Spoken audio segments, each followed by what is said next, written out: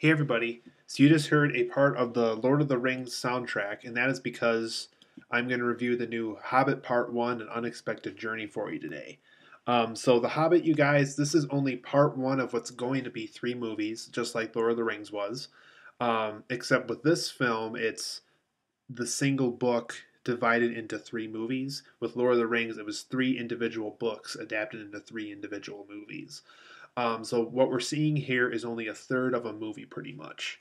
And it's 2.5 hours, and I can only imagine what parts 2 and 3 are going to be. I'm assuming it was a 6 hour movie originally or a 7 hour movie, and so they broke it up into different segments. So we're not going to see part 2 until next year, and we're not going to see part 3 until summer of 2014. But anyway, guys, with Hobbit Part 1, we Bilbo Baggins, who was the uncle of Frodo, I believe, in Lord of the Rings.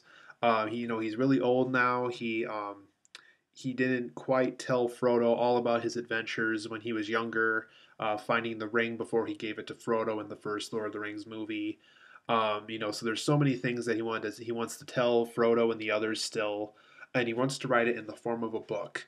And so what we're seeing here is kind of the early stages of the adventure for Bilbo, kind of how he found the ring, how he, kind of his view on his adventures that he took in Middle Earth, into Mordor, into all these other places that you're going to recognize from the other Lord of the Rings stories. Um, and so for this one specifically, we see Bilbo and the fellow hobbits and dwarves and Gandalf and all the people who he teamed up with on this adventure fight this clan of orcs, and we get to see Hugo Weaving come back. We get to see Kate Blanchett come back. We get to see who else do we get to see? We get to see quite a few others. Unfortunately, we don't get to see Aragorn or any of them, but we do get to see Frodo for a little bit. We don't get to see Sam or Mary or any of those guys. Um, and so for this one specifically, you guys, like I said, they're trying to fight off these orcs. We learned like one of the dwarves, his father, fight one of these king orcs in a battle long time ago. And so there's a whole battle that's kind of a huge homage to what we saw earlier in the film with his dad fighting one of these orcs. And now he's fighting that very orc that his father fought in battle a long time ago. And so we also get to learn that there's a dragon called the Smog Dragon, which I guess we're going to learn more about in part 2, just based off what you'll see in the movie and kind of what they hint toward for part 2. Um, so the Smog Dragon's introduced. He's kind of this big threat in this Middle Earth world, and um, so basically they're setting things up for what's going to be part 2 and 3. But what I can tell you, and what you'll probably notice from the trailer, I recommend seeing the trailer before watching the rest of this. Um, we get to see Bilbo kind of how he found the ring, how he got it, kind of his relationship with Smeagol, um, and kind of what's going to be the rest of the adventure, pretty much. Um, so as far as positives and negatives go for this film, you guys, like I said, we get to see Smeagol again, and Andy Serkis does a brilliant job making sure that the motion capture and the voice acting for Smeagol is top notch again. Because Smeagol and Gollum are the same person; they're kind of a split personality for the character. And with this film specifically, I really felt we get a lot of Smeagol and Gollum again. But this time we get to see more of him. I felt they did more with him this time around. Um, and just Andy Serkis's performance was brilliant in this. It was the whole time I was watching this film, I was just wondering to myself, how in the world could they get all that, the motion and feeling, and there was just so many things that actor brought to the character to really bring this goblin-like creature to life, and it was just really brilliant how Peter Jackson managed to get all that on the screen with a CGI artist. It was just truly something amazing to look at, specifically with this amazing motion capture technology that's really represented here in the film. This film was very good visually, you guys.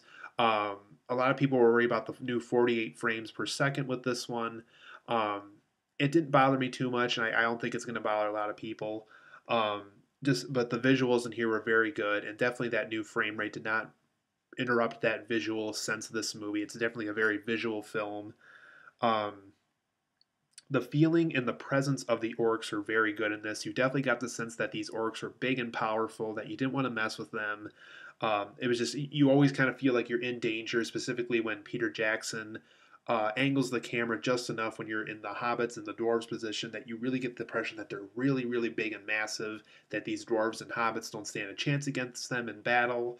It's just really amazing how the presence that Peter Jackson managed to accomplish with these gigantic orcs and kind of how big and powerful and scary they really are. So that was really well done in this film. We get to see younger versions of the Lord of the Rings cast, like we get to see Christopher Lee and Hugo Weaving and Kate Blanchett and Frodo Baggins. I think we get to see Frodo Baggins in his later years in this one, specifically when Bilbo's talking about his adventures in the past tense at the beginning of the film. Um, but we get to see a lot of Lord of the Rings cast come back for this one, which was really good because I don't think a lot of people would have been too happy if a lot of the Lord of the Rings cast didn't come back for this one. But luckily enough, a majority of them did that kind of blend into the whole Hobbit story and everything else. Um, there was some great writing in this film, you guys. Bilbo gets a lot of monologues in this film where he kind of talks about, like he really never left home. This is kind of is this a new home? And of course, there's the scenes earlier than that where he's kind of complaining about home and how he really wants to go back and how this adventure's not for him. But just a lot of really great writing in this. Gandalf gets a lot of great things to say in this film too. Just a really well written script. I thought it was just writing wise, it was very well done. Um, it got me excited for parts 2 and 3. Part 2 isn't going to come out till next year, and part 3 is not going to come out until July of 2014. But still, there was a lot of things going on in here that really got me pumped for it, and I hope everybody else got pumped for it after seeing this film. Um, as far as negatives go, you guys, I did think Two Towers and Return of the King from the Lord of the Rings trilogy were, quite frankly, a lot better than this. This film was very good, but it just Two Towers and Return of the King just had an excellent storyline. Uh, it was visually better, in my opinion. It was just it had a lot more going for it than this film did. This film, like I said, was very good. It just compared to those two films, I don't think it's Jackson's better. It's not one of his better examples of work. So I guess in that department, it could have been much more. Some of the landscape views and landscape zoom effects used throughout the movie almost felt too exclusive to the 3D. It was very blurry. It almost kind of got dizzy and sick while watching it. Because I saw it at a 2D show, and either the 3D was too exclusive to that, or because of the new 48 frames per second, those scenes really got blurred out when they were trying to zoom past these big landscapes in some shots. Um, and I quite frankly, I think they could have focused in a lot more. I mean, I felt really dizzy watching those, and this was a 2D show. Um, so the landscape zooms and the view shots, I think, could have been improved quite a bit. There was just really, really fuzzy, and I didn't really care for it. Um, there was almost too much setups for part 2 and 3. Either some things didn't get explained, or it felt unfinished.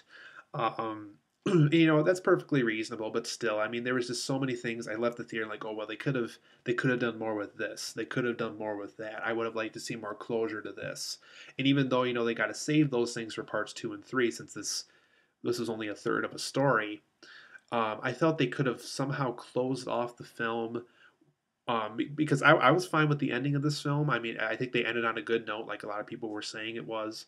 But there was just a lot of things I left the theater about. I'm going to have to wait a whole year just to find out what some of the rest of this stuff, how the rest of this stuff plays out. And it's specifically with the orcs. There's just a lot of things left open with the orcs and this character that can, you'll see in the film, he can kind of like resurrect certain animals from the forest back to life. They didn't really get into detail about him too much. And I don't know, because I know this film tried to incorporate aspects of Silmarillion into it. I don't know if that was just a Silmarillion story they tried to explain more of, because I know they tried to do that with this new trilogy. But I felt they could have closed it off on a better note on certain aspects of the film. I felt the film got too playful with the special effects at times. I almost felt like Peter Jackson enjoyed looking through these special effects so much and exploring them that he almost kind of couldn't decide. And so what he did is he almost played around with them as the movie was going on. And I really felt like he could have really sat down to decide, what do I want this effect to be and how long do I want it to go for, rather than playing around with it and then just jumping right back into the storyline. Um, some things kind of led to nowhere, like I explained before. There was just, you can definitely tell they were trying to incorporate some Marillion into this movie. And I think they could have either explained certain things more, or just try to give more reason as to why certain things were happening on, because there's just some things in this film where they really didn't explain it too well, unfortunately. But overall, guys, I give The Hobbit Part 1 an 8.5 out of 10. It's a very good film. Like I said, it's not The Two Towers or The Return of the King. It's not that of high quality, but if you like Lord of the Rings, if you liked, all three of them, if you liked the Hobbit book, more than likely you're really going to enjoy this. And I can't wait to see what they do with parts 2 and 3, and I hope everybody enjoys this film also.